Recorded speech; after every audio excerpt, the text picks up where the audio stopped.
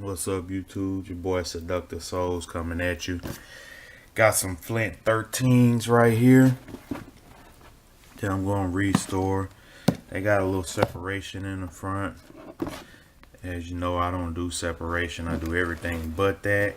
So, go ahead and give you a rundown of what's going to be done to these. Of course, a repaint and a deep cleaning also, as you can see. Suede's not that bad on them, but still going to clean it anyway. The pods are yellow, so I'm going to whiten those as well.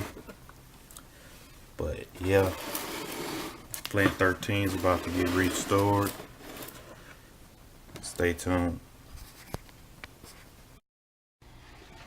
Back, finished product, Flint 13s.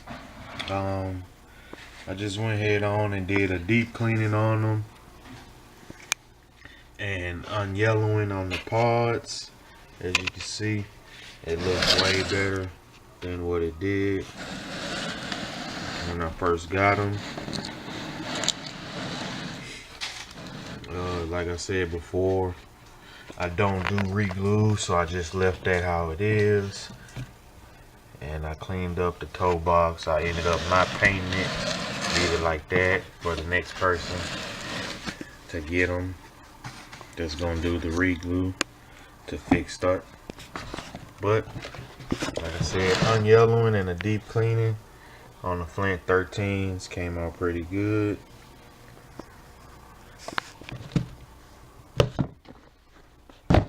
Stay away from re-glues. That's gonna be for the next person to do.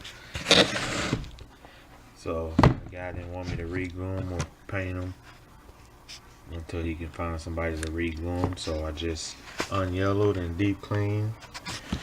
Like, comment, subscribe. Let me know what you think.